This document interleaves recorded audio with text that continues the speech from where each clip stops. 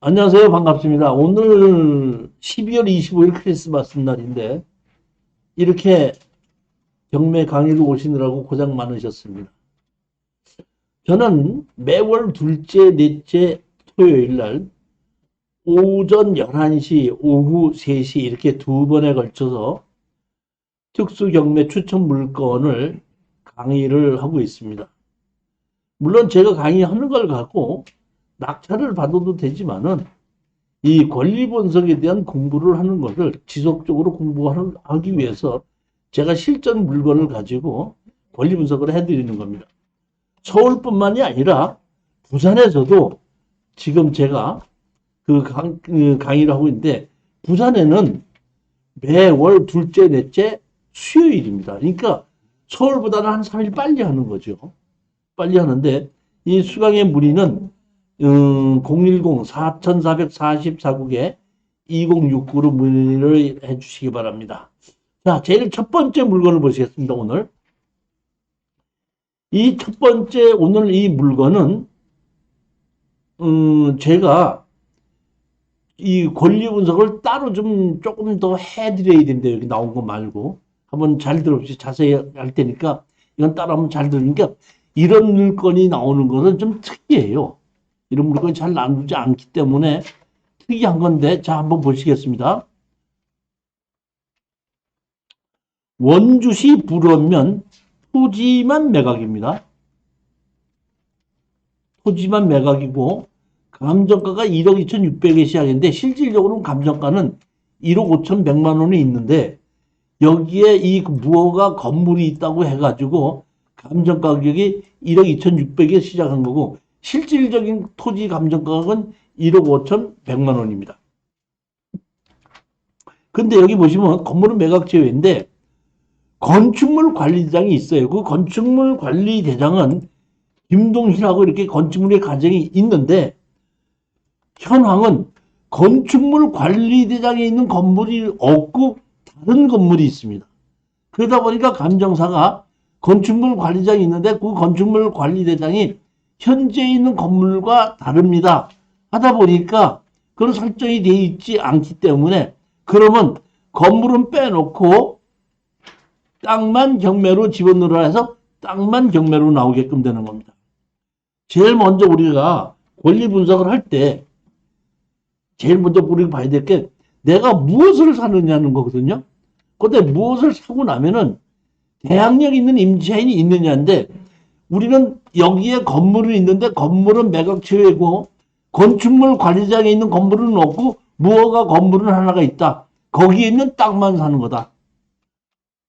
대지로 두 필지를 사는 거다. 그 다음에 대항력 있는 임차인은 없다. 자, 여기 보시게끔 되면은 소유권을 여기 보면 2003년도에 손재순이가 여기를 가져왔는데 근저당을 김기현이가 2009년도에 했죠. 이 사람이 이 근저당 하는 사람이 8,100만 원을 받겠다고 여기 보게끔 되면 뭐야? 임의청면을 해서 임의경매에서 8천만 원을 청구를 했습니다. 자, 그러면 우리가 낙찰을 받으면은 여기에 기준 권리가 여기 있죠. 여기 근저당 기준 권리니까 이 기준 권리 이후는 전부 다 소멸이 되는 거 맞죠? 그런데 여기에 뭐가 있어요? 전세권이 있죠. 그러면 기준 권리 이후에 전세권 소멸이 돼요, 인수예요? 소멸이 되죠. 자, 그러면 보십시오. 전세가 지금 얼마죠? 5억이죠. 그러면 이 사람은 전세권이 소멸이 되니까 자기 돈이 5억이 날라가죠. 그럼 이 사람이 5억을 지키기 위해서는 김기현이 것을 낙찰을 받고 난 다음에 김기현이 거를 뭐야? 대위 변제할 수도 있죠. 대위 변제를 하고 나면 우리는 두일건설에 5억을 우리가 물어줘야 되는 겁니다. 이런 일이 생길 수도 있다 없다? 있다. 그런데 자 보십시오. 여기는 지금 아까 보면은 건물은 매각 제외죠. 그러면 전세권은 건물의 전세권인데 땅에 전세를 했죠. 어디에 전세를 했다고? 건물에 아, 지금 건물은 경매가 안 나오고 땅만 나왔잖아요.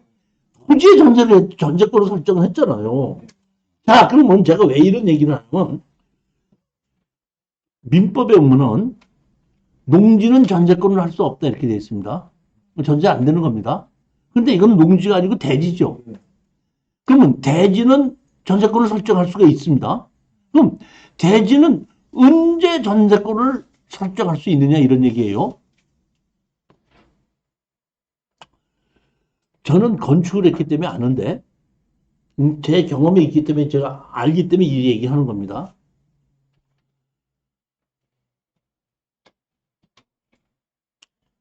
땅 주인한테 가서 우리가 얘기를 합니다. 당신 땅에 이렇게 비어 있는데 나한테 5년만 빌려줘. 그럼 내가 여기 건물 하나 지어가지고 5년 동안 장사를 하고 5년 지나면 내가 당신한테 돈을 줄게. 땅 주인은 건물을 질 돈이 없거든요. 근데 장사가 괜찮게 장사를 할 만한 자리란 말이야. 그러니까 어떤 사람이 가서 제안하는 거야. 5년 동안 내가 건물을 지어가지고 여기서 장사하고 월세 받고 뭐 하는 거 다 내가 받을 테니까 그 대신 5년 동안 하고 끝나고 나면 내가 다시 당신한테 땅을 돌려주는데 그때 건물 내가 입등을 그냥 당신한테 줄게. 할래? 땅 주인은 가만히 앉아 있다가 어차피 건물을 질 돈이 없다 보니까 건물 못 짓고 가만히 앉았다가 5년 후에 건물이 생기는 거죠. 그럼 자기도 월세 받을 수 있죠. 오케이 합니다. 그럼 건설회사가 어떤다? 집을 짓습니다. 자, 이게 보시겠습니다.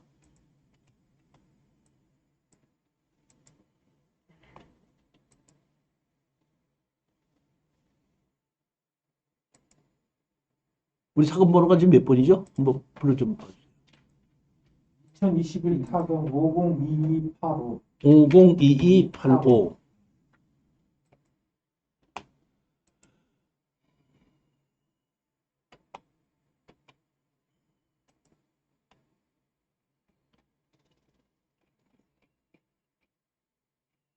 여기 보면 두일 종합건설에서 전세권 설정을 했죠. 설정을 한 것이 2009년서부터 14년까지죠. 5년 있죠. 그러면 지금 2021년도죠. 이 전세권이 죽었어요? 살아있어요? 아니, 지금 권리 분석을 지금 하는 방법을 가르쳐 드리는 거예요. 자, 이 전세권 죽었어요? 살아있어요? 돈을 변제 안 했으면 살아있죠. 그렇죠. 바로 그겁니다. 돈을 변제를 하지 않았다든지 돈을 변제를 하지 않아서 두일 종합건설에서 그대로 여기에서 점유하고 있다 그러면 이 돈 줘야 됩니다. 대변제하고 내놓으라면 내놔야 된다 이런 얘기입니다. 이해가셨죠? 네. 근데 제가 보기에는 여기서부터 16년도부터 14년도까지 했다는 얘기는 아까 제가 얘기한 대로 5년 동안 우리가 얘기를 줄 테니까 너 다시 줄 테니까 이런 식으로 쓰자고 해가지고 계약을 하고 전세권을 이렇게 해서 5억을 해놓은 것 같아요. 전세가 5억이 아니라 집 짓는 가격이 얼마 들어간다 이런 식으로 해서 그냥 상징적으로 해놓은 것 같다 이런 얘기입니다. 그러니까 우리는 낙찰을 받았을 때에 이 사람이 이 두일종합건설에서 대변제를 했을 때도 한번 생각해보자 이런 얘기예요 지금. 그러면 대변제를 할 것이냐 안 할 것이냐 이런 얘기거든요. 그러면 지금 제가 얘기한 대로 보면 실질적으로 점유하고 있고 두일종합건설을 쓰고 있다 그러면 대변제를 할 거라고 본다 이런 얘기예요. 그러면 자 보십시오. 우리가 지금 보면 현황조사서를 한번 보겠습니다. 현황조사서를 딱 보게끔 되면 자 보시게끔 되면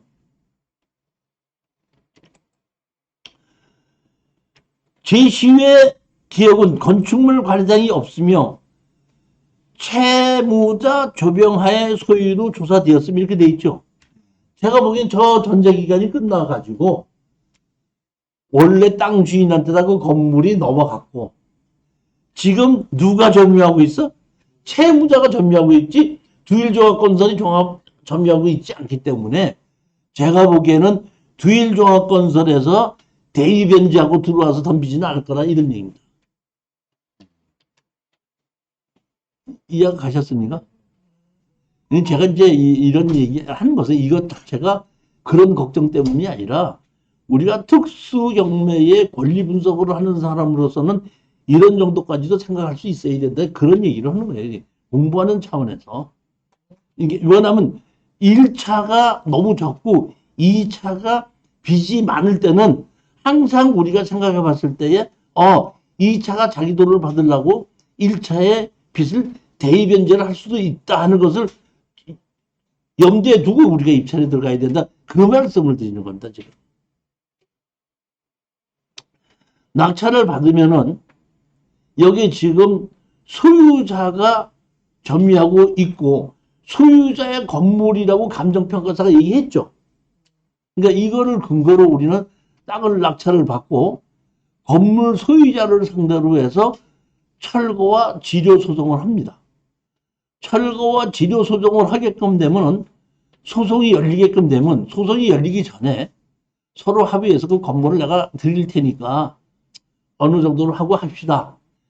어저께 제가 이 토지개발 강의에 무허가 건물 팔고 사는 거 강의했는데 그 어저께 강의 들으신 분이 없나?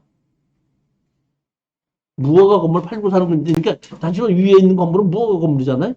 무허가 건물은 어떤다? 팔고 살 수 있다 이런 얘기다. 무허가 건물도. 그러니까 거기에서 그걸 사면 되는 거고, 만약에 그렇게 되지 않을 때는 재판을 가지 않습니까?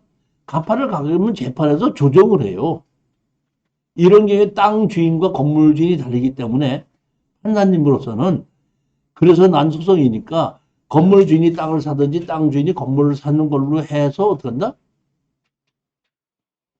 조정을 하겠다. 조정이 안 된다고 해서 가격이 안 맞아서 합의가 안 된다 그러면 철거와 지료수로 판결을 내려준다 이런 얘기.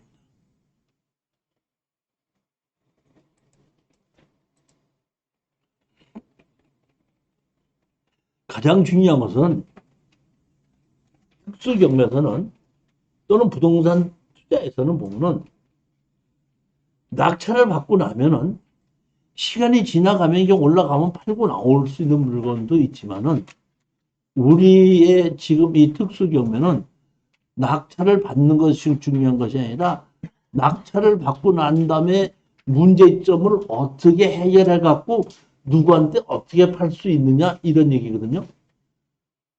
제가 여러분들한테 항상 얘기하는 겁니다. 자 보시오.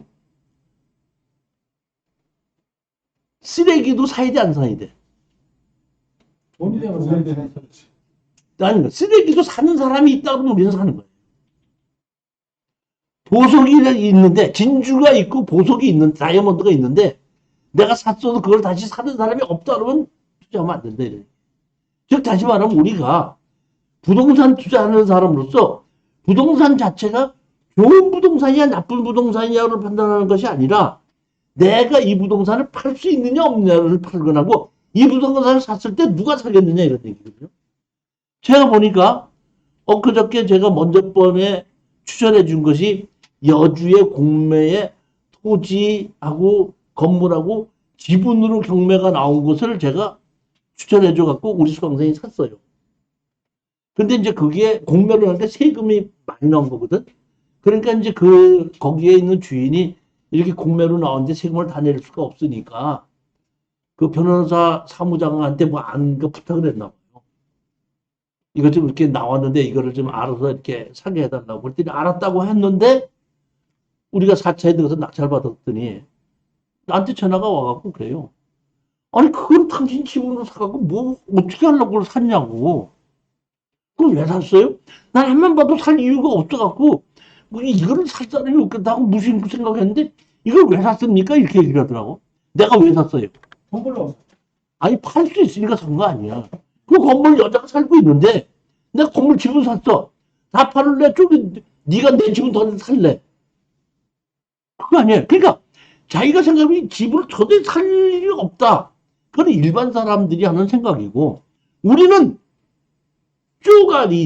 쪼각이 됐든지 뭐가 됐든지 쓰레기가 됐든지 상관하지 마라.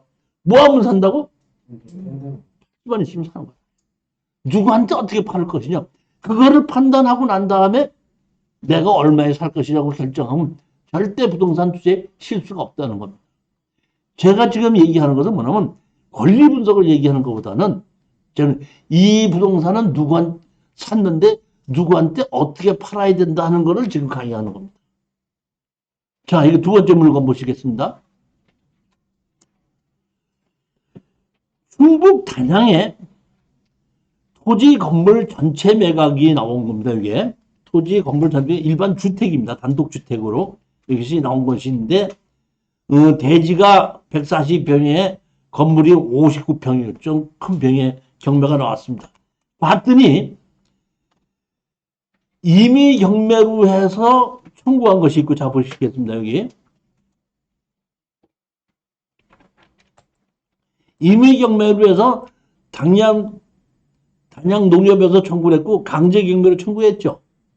그런데 이 단양 농협에서 얼마를 청구했냐면, 자 보십시오. 1억 3,500을 청구를 했죠. 근데 여기 설정은 얼마로 돼 있죠? 설정이 얼마로 돼 있어요? 3,800이 돼 있는데 여기 뭐야? 1억 5천원을 청구를 했죠. 1억 3,500 청구했죠. 아니 3,800을 설정해 놓고 1억 3,500을 청구할 수 있어요? 못해요? 다른 대출이 있나? 그러니까 다시 말하면, 자 보면 제가 판단하기 이런 겁니다. 먼저 이 지분을 집어넣고 설정을 하고 대출을 받고, 돈이 모자랄까 물건 번호 2번을 또 집어넣고 공도를 같이 넣고 또 대출을 받은 거예요.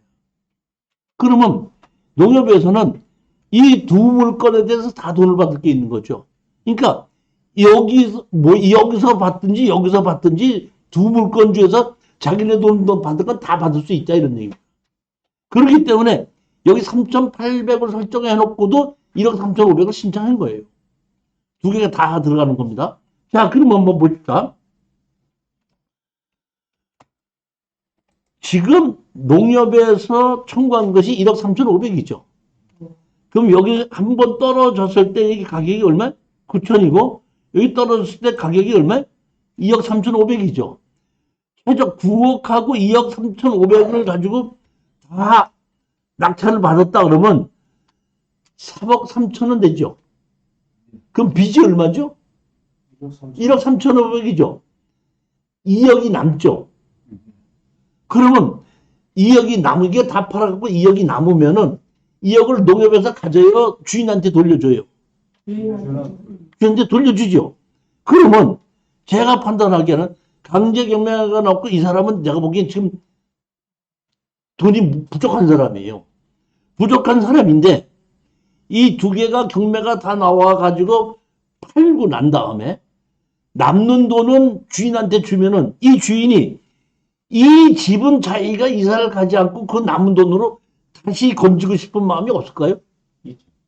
그럼 우리는 이걸 낙찰을 받고 이 건물 주인한테 기다렸다가 건물 주인이 다른 것까지 다 팔아서 돈 배당 받고 그러면 그때 팔고 나온다 이렇게 생각하면 되는 거예요. 이해가 가셨습니까? 지금 제가 얘기하는 거?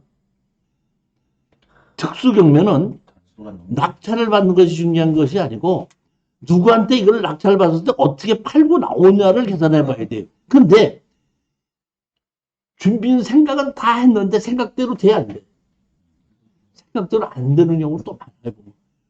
50%에서 60% 정도는 생각대로 되는데 30, 40%는 생각대로 안 될 수가 있는데 생각대로 안 됐을 때 그러면 어떤 식으로 같이 다시 또 응대를 하느냐 이런 것이 경험이 필요한 거고 특수경매의 권리 분석이 필요한 겁니다. 이거는 저는 그렇게 판단하고 이거는 사두었다가 건물 주인에게 다 끝나고 나면 건물 주인에게 다시 팔고 나오는 게 맞지 않겠느냐 이렇게 생각합니다. 그러니까 지금 이 시점에 이거는 사둬도 된다.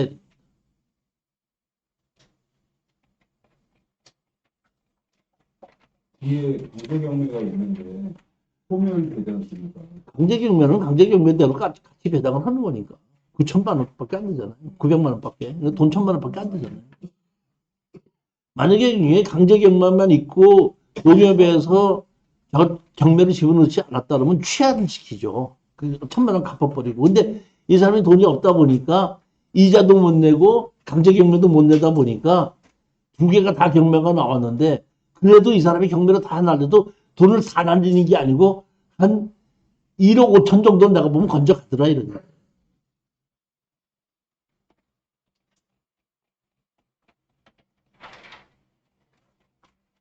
제가 보면 이런 집에서 살다가, 이런 그 시골에서 이런 거 창고, 냉장고 뭐 이런 거 다 갖고 있다가, 이거를 버리고 이 사람이 다른 데로 이사 가기는 어렵지 않겠는가. 그러니까 웬만하면 이사를 안 가고 다시 감정가대로 다시 사겠습니다. 할 수 있는 것이 제가 보기엔 맞지 않겠냐, 이렇게 보는 거죠.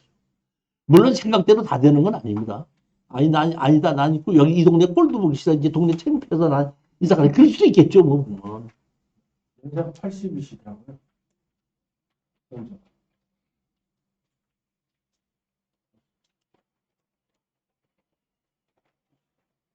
세 번째 물건입니다. 서귀포시 지목이 대지입니다. 2억 3,500이 1억 9,900, 약 2억 정도까지 떨어졌습니다. 2억 8천짜리가. 제가 몇 군데 추천하는 곳은, 자, 잘 보십시오. 제주도, 평택, 경기도 용인, 안성, 영종, 이런 정도는 단기 투자가 아니라 3년에서 5년 정도를 보고 투자하라, 이렇게 권하는 겁니다. 왜? 거기는 부동산이 어땠나? 상승하는 지역이거든요. 근데 지금 제주도 같은 경우에는 지금 70% 떨어지면은 보통 80%에서 85%의 낙찰을 받아서 한 3, 4년 갖고 있다가 더 올라가면 그때 팔고 나와도 돈이 된다, 이런 얘기로 거의 그런 정도 수준에 지금 낙찰이 되고 있어요. 이것도 그런 정도 수준에서 낙찰을 받아서 있으면 된다 하는데, 여기에 성산업 고성리 이렇게 돼 있죠. 제가 왜 여기를 이렇게 더 추천을 하냐면은, 제주도에 제2공항이 생기죠. 제2공항 생기는 곳이 이 근처입니다. 정문 있는 쪽이요. 그래서 가장 그 제주도에 공항이 생기는 곳 중에서 제일 가격이 올라가고 유리한 쪽이 이쪽이라고 봐요. 다시 말하면 공항이 있는, 내 땅 옆에 공항이 생기는데 공항 맨 끝에 활주로 옆에 생겨야 돼. 내 있는 땅이 올라가? 정문 입구에 있는 땅이 올라가, 그냥. 그 판단하자는 얘기예요. 지금 그런 얘기를 하는 겁니다. 지금. 다만 여기가 대지가 두 필지인데, 하나는 대지 전비고 하나는 도로로 쓰고 있는 게 지분이에요. 이 때문에 이거는 건축허가 받는 데는 아무 문제가 없다, 이런 얘기입니다. 여기 보면 요 땅이고 여기는 뭐예요? 요 도로는 지분으로 돼 있습니다. 근데 현황은 지금 보면 아직 집을 안 지었기 때문에 현황은 도로가 안 만들어져 있어요. 그러니까 집을 지을 때 도로를 만들면 되는 거고, 지금은 그냥 투자를 해놓으면 된다, 이런 얘기예요. 도로를 만들 수 있는 걸 지분으로 같이 갖고 있기 때문에 그런 문제는, 허가 받는 문제는 필요 없다, 이런 얘기입니다. 위치가 어디냐? 여기가 우도거든요. 우도 옆에 성산 앞에 여기 이쪽입니다. 위치는 어딘지 아시겠죠? 네 번째 물건입니다. 제가 먼저 번 12월 첫째 주인가 추천 물건 할 때 섬에 있는 물건을 제가 6개를 추천했었죠. 기억하세요? 거기 보면 대부분이 몇 천만 원 정도였었죠. 2, 3천에서 해봐요 5, 6천이었었죠. 저는 이렇게 보는다. 옛날에 섬인 곳에 사람이 가지 않은 섬은 돈 10,000원, 20,000원 밖에 안 갔는데, 경제가 우리가 발달이 되면서 섬으로 관광 가는 사람이 많아지면서 엄청나게 이 섬의 땅값이 올라가고 있는 중입니다. 그런데 제가 봤을 때는 서귀포시 대정읍 가파리라는 곳이 가파도거든요. 가파도에 있는 거 제가 경매로 나온 거 추천하는 게 이번이 처음이에요. 제가 제주도를 한 20년 전서부터 이렇게 쭉 다녔었는데, 우도에는 갔었고 다른 데는 못 갔었어요. 근데 3년 전인가? 부산에서 관광객을 모집하는데, 이 코로나 하기 전에요. 모집을 하는데 28만 원이래. 어디 가냐 했더니 제주를 갔는데, 그럼 제주도 어디를 가는데 그랬더니 제주도에 3만 간대. 마라도, 여기 뭐 가파도, 우도, 또 저쪽 위에 있는 무슨 도 하고 섬만 5개를 간다. 그러고 그때 내가 여기 마라도 가파도로 가봤습니다. 거기에 있는 땅이 1억 8천, 그러니까 189평이고 건평이 14평짜리가 감정 가격이 1억 6,800이 지금 1억 1,400까지 떨어졌죠. 자, 근데 이걸 내가 권리 분석을 하다 보니까, 조사를 하다 보니까, 여기 보시면은 몇 년도죠, 이게? 2006년도죠. 6년도에 지금부터 몇 년 전이? 15년 전인가? 15년 전에 이거 똑같은 거 그대로가 경매가 나오는데 얼마에 낙찰을 받아갔죠? 근데 지금 1억을 거예요. 제 이 얘기는 뭐냐면, 이 당시는 이런 섬에 가는 사람이 없었기 때문에 땅값이 이렇게밖에 안 가는 거예요. 경제가 발전이 되면서 이런 섬에 관광객이 몰려들면서 땅값이 어떤데 이렇게 올라간다 이런. 저는 그런 거를 많이 봤기 때문에 먼저 번에 제가 추천했던 것도 그런 섬에 지금 조금 사람이 들어가고 있는 그런 섬에 3천만 원, 4천만 원 나온 거 제가 6개를 추천했던 거예요. 근데 여기는 보면 지금 그 마라도 가파도는 지금 엄청나게 사람들이 많이 가요. 거기 뭐 마라도 가서 뭐 짜장면 한 그릇 먹고 와야 되고 가파도 가서 뭐 먹어야 되고 뭐 이렇게 해서 먹고 그랬는데 욕지도 같은 경우도 10년 전, 20년 전에 가기도 힘들었어요. 지금 가서 보면 무슨 관광 뭐 하는 것까지 다 있어. 뭐 타는 것까지 다 있고 놀이기구까지 있고 엄청나게 지금 어떤다? 바꾸 땅값이 엄청나게 지금 올라가고 있는 겁니다. 저는 이것도 앞으로도 이것도 제가 보면 더 올라가면 올라갔지 내려가지는 않을 거라고. 마라도 가파도 우도.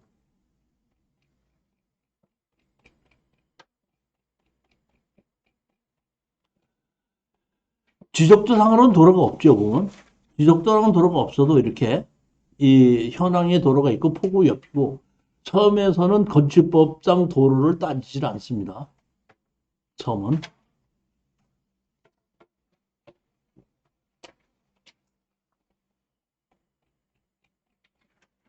이게 가파도에 있는 여기 뭐야는 여기 이게 가파포구 그 바로 앞에 있는 여기에 있는 거거든요.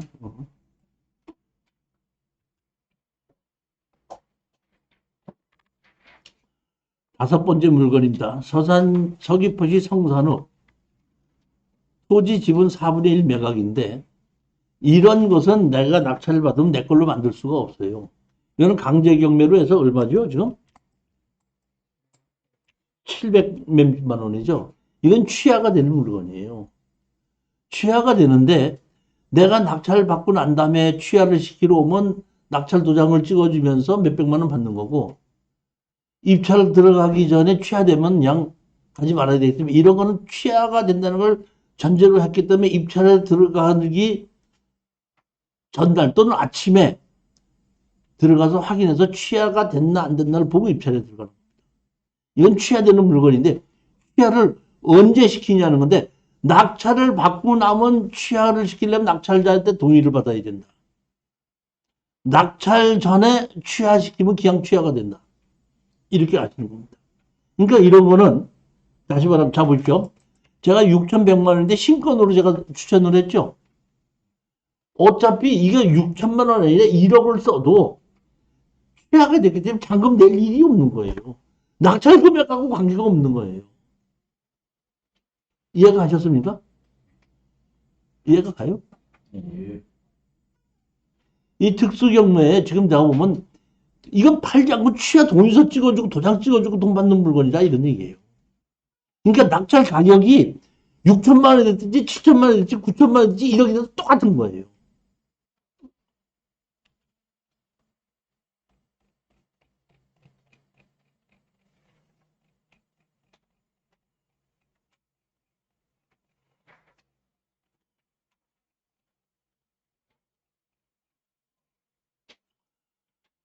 여기는 또 감정평가사가 이렇게 제주공항이 이렇게 생긴다고 여기 그것까지 넣어놨더라고요, 보면.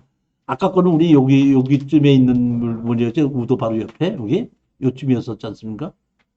뭐 여기는 여보다 되는데 여기는 제가 알기로는 이 공항의 밑에 쪽이고 이쪽이 제가 알기로는 제일 그 문하고 가까운 쪽이 아닌가 이렇게 알고 있습니다.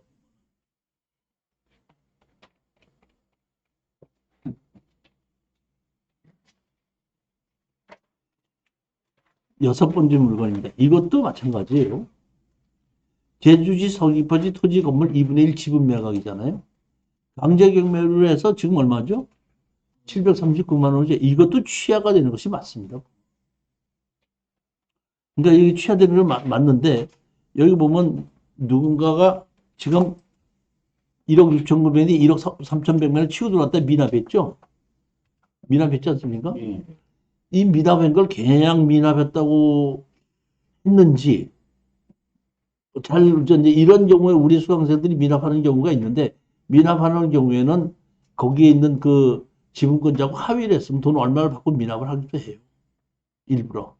그럼 당신이 가서 추후에 공자우선 매수를 신청해서 낙찰을 받으라. 다시 말하면 이게 취하되는 것이 맞는데 취하를 시키지 않고 걔가 빚을 많이 졌기 때문에 걔 이름으로 취하를 시키면 또 경매가 나오겠다. 하습지 이분의 이름을 바꿔야겠다. 할 때는 이거든. 낙찰을 받는 거거든. 낙찰을 받고서는 남는 건 돈을 돌려주는 거니까 뭐 상관이 없잖아요. 보면 700만 원 빚인데 돌려주는 거니까. 그런데 그러면 그렇게 해서 조금 더 낮추자 해가지고 이게 그럼 내가 저기 이거 할 테니까 돈을 내지 않을 테니까 미납을 시킬 테니까 미납을 시켜줄게. 이렇게 부탁을 하면 미납을 시켜주기도 하고 우리 수강생들은 미납을 시켜주는 조건으로 그냥 돈 몇백만 원 받는 적이 상당히 많습니다. 그런 거일 수도 있긴 있지만은 제가 보기에 여기에 우리는 그런 걸 생각을 해서 입찰에 들어가게끔 되면은 되는지 그 사람이 다시 공자우선 매수로 들어오는지 그거는 근데 이거는 취하될 수도 있겠지만은 공자우선 매수로 들어올 수도 있다 이런 좀 생각이 드는 물건입니다.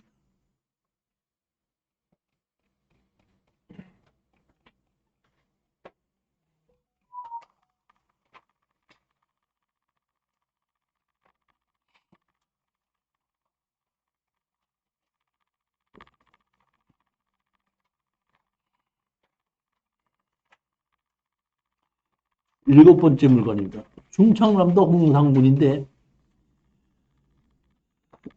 전후로 1474평이기 때문에 이거는 농지 취득 자격증명서가 필요합니다. 그러니까 일반 법인으로는 낙찰을 못 받고 농업법인이나 낙찰을 받아야지 되는 겁니다. 여기는 강제경매로 청구금이 2,600만 원이기 때문에 이것도 취하될 확률이 아주 높습니다. 취하될 확률이 높은데 1474평인데 여기가 보면 지금 현재가 맹지로 되어 있습니다. 맹지입니다. 취하될 확률은 높다 이렇게 보는데 이것이 취하가 안 되려고 그러면은 지금의 이 1900보다는 그 1억 9천을 우리가 써가지고 2억 7,100만 원이지 않습니까? 최고가가. 그러면 여기서 여러분들이 취하된다는 걸 가정을 한다고 하면은 입찰에 들어간다면 1억 9천을 써야 돼, 2억 7천을 써야 돼. 그렇죠? 이겨야지 되는 거니까. 그걸 이해하시면 되는 겁니다. 그러니까 여기는 취하가 된다고 했을 때는 내가 보면 잔금을 내지 않으니까 2억 7천까지 쓴다고 해서 내가 잔금을 1억 8천이나 2억 7천이나 쓰는 거는 다르지만은 잔금을 안 낸다는 건 똑같다는 얘기예요. 이해가 가셨습니까, 지금? 근데 만약에 경우에 취하가 안 된다. 안 돼도 좋다 이런 얘기입니다. 무슨 얘기냐면 여기에 보면은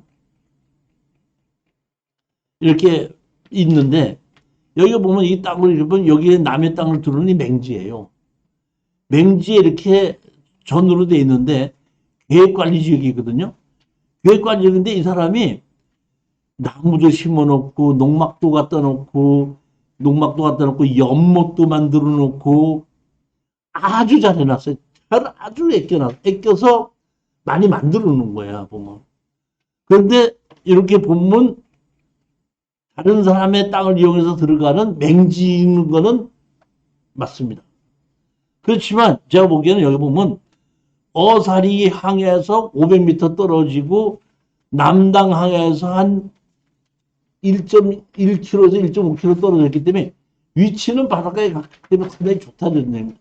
이 얘기는 무슨 얘기냐면 취하가 돼도 취하 동의서를 찍어주면서 돈을 받는 거고 낙찰을 받아도 좋은 물건이라는 겁니다.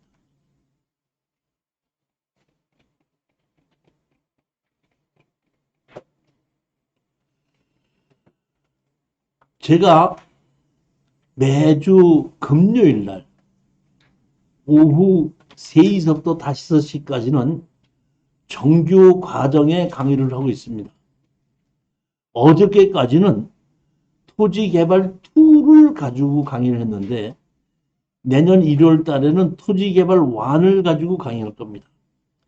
토지개발 1에 대한 강의 내용을 잠시 얘기하자면은 토지는 규제로 돼 있는 거고 그 규제가 어떤 규제가 있느냐를 가지고 규제를 알아보는 방법이 이 토지개발 1 강의입니다. 근데 맨 마지막에 핵심은 토지의 분할이거든요. 자, 우리 박사장한테 제가 한번 옛날 얘기 하나 해드릴게요. 제가 옛날에 한 20년 전에는 경기도 광주시 초월읍이라는 곳에 전원주택에서 살았어요. 제 친구들이 가끔가다 놀러와. 놀러와서 보면 아주 좋거든요. 야, 너 전원주택 참 좋다. 나도 여기 땅 하나 사서 집 하나 짓고 싶은데 땅 좀 나온 게 없냐?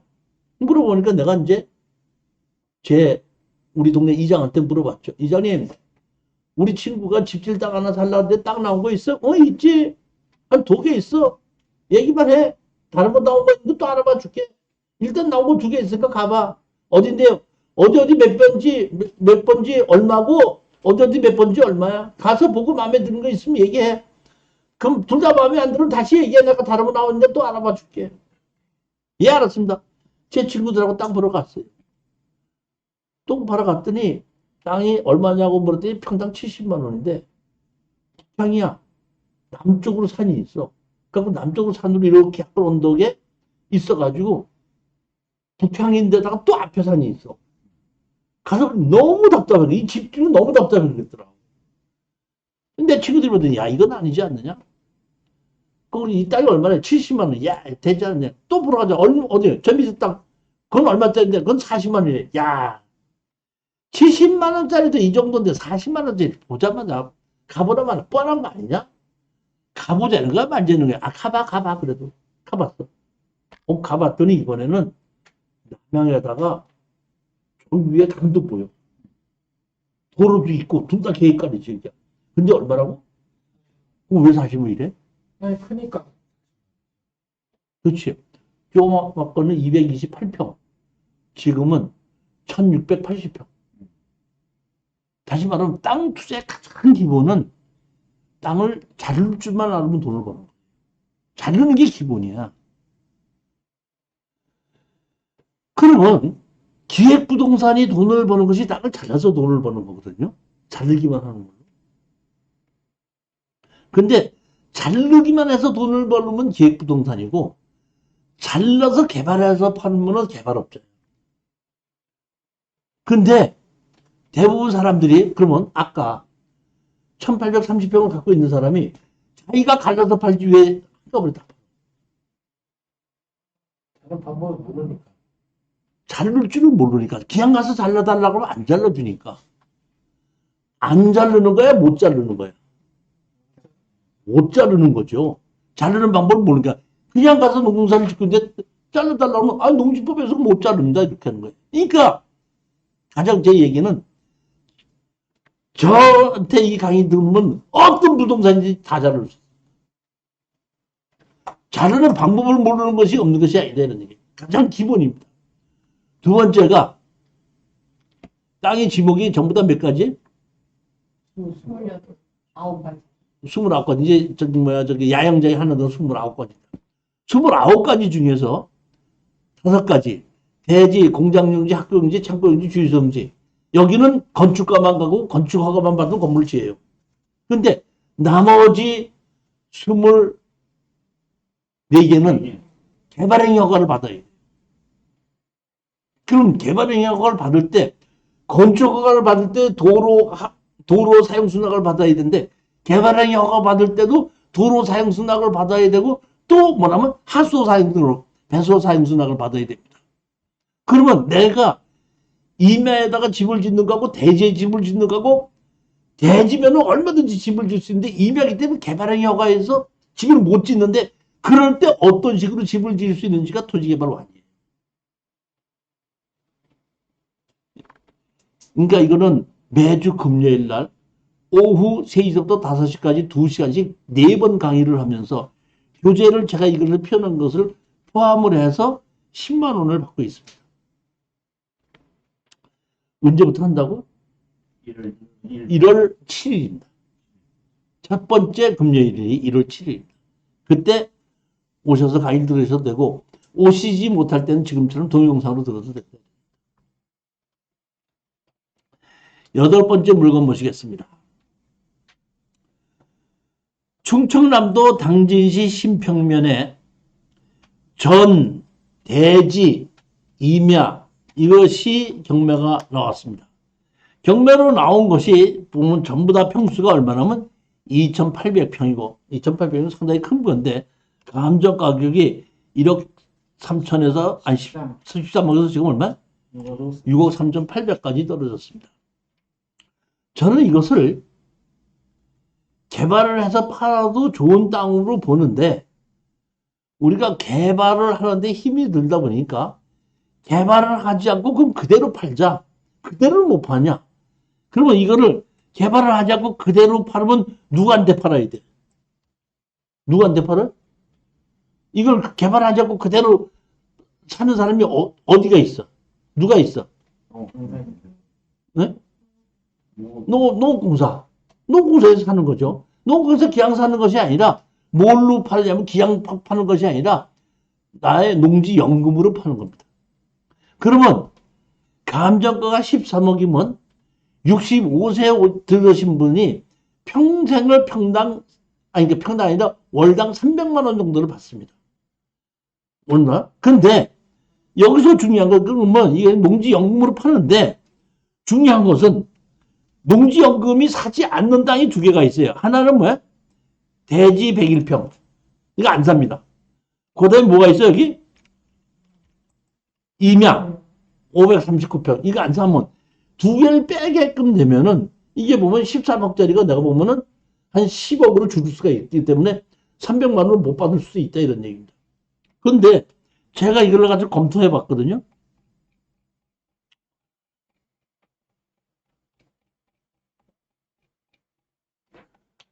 자, 여기 보시면 여기에 산 96에 37이죠. 여기 임야죠. 임야인데 항공사진 보시겠습니다. 항공사진을 보게끔 되면 여기 농사 짓고 있죠. 그러니까 이것도 우리 먼저 번에 그 작년에 창원에서 한경진 원장님 거기서 제가 특강을 할 때 거기 한 분이 강의 끝나고 난 다음에 나한테 물어서 나는 그러면 연금 받으려면 임야가 하나 있는데 임야 갖고 안 됩니다. 임야는 안 됩니다. 그때 거기 농사를 짓고 있습니다. 그러더라고요. 그래서 제가 그분한테 얘기했죠. 그럼 농사를 짓고 있으면 항공사진 띄어다가 지목을 농지로 바꿔달라 그래라. 실질적으로 농사를 짓고 있는지 얼마냐 했더니 농사를 짓고 있으니까 20년이 넘었다. 20년은 넘어서 그걸 지목을 변경하십시오. 지목 변경을 해놓고 하십시오. 그랬더니 알았습니다. 했더니 나중에 와서 그러더라고요. 그걸 지목 변경을 해갖고. 그러니까 원래는 그게 그 임야했을 때는 감정 가격이 6억인가 얼마밖에 안 됐는데 내 얘기대로 농지로 바꾸고 났더니 12억인가 감정 가격이 되더래요. 농지가 더 감정이 올라가갖고 자기가 이 교수님이 신청한 대로 농지연금 신청하니까 지금 287만 원씩 지금 받고 있습니다. 지금 그분이 대구에서 오신 분인데 창원에 와서 강의 들었다가 지금 부산에 와서도 강의 듣고 있습니다. 이것도 지금 뭐 지목이 임야로 돼 있지만은 실질적으로 농사를 짓고 있기 때문에 이거를 내려놓고 이거를 지목을 몰라? 전으로 바꿔주십시오. 그러면 공무원들은 바꿔줘요. 왜냐면은 여기다가 개발 계획을 세웠을 때는 임야인 경우는 대체 산림 조성비 갖고 만 몇천 원만 내면 되거든요. 근데 이거 농지면은 농지 전용 부담금은 거기에 한 5배는 돼요. 실질적으로. 그럼 얼핏 보면 이걸 개발을 한다고 치면은 농지 전용 부담금을 내니까 더 많이 내는 거죠. 근데 그거를 연금으로 쓴다고 하면 아무 문제가 없어요. 근데 제가 보기에는 이거를 최악의 경우이기 때문에 지금 연금으로 보고 투자를 하자 그러는데 이것도 제가 보기엔 도로가 옆에 있고 어느 정도 지나다가 개발해서 판다고 해도 아무 문제가 없는 그런 땅입니다.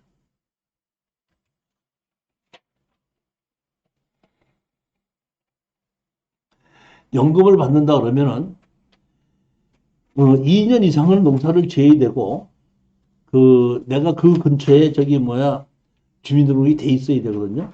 그러니까 여기 이 집이 그 안에 있기 때문에 이 집에다가 주민등록을 옮기고 여기 가서 한 2년 동안은 실질적으로 농사를 짓는데 농사를 짓는 건 여러 가지가 있죠. 이거는 단년생도 있지만 단년생 식물도 많으니까 과수목을 심어도 되는 거니까 그런 걸 심어 놓고 있으면서 여기다가 이 집에다 주민등록을 만들어 놓으면은 농지연금 받는데 아무 문제가 없다. 그런 얘기입니다. 그러니까 지금 이 땅은 농어촌공사에다가 농지연금용으로 팔렸다. 이런 얘기. 연금용으로 파는 것이 최악으로 파는 건데 그 안에 개발해서 팔 수 있다면 그걸로 해도 상관없는데 최악에 아무도 안 산다고 해서 개발을 하기도 싫고 안 한다고 했을 때 연금으로 팔아도 돈은 된다. 그런 얘기.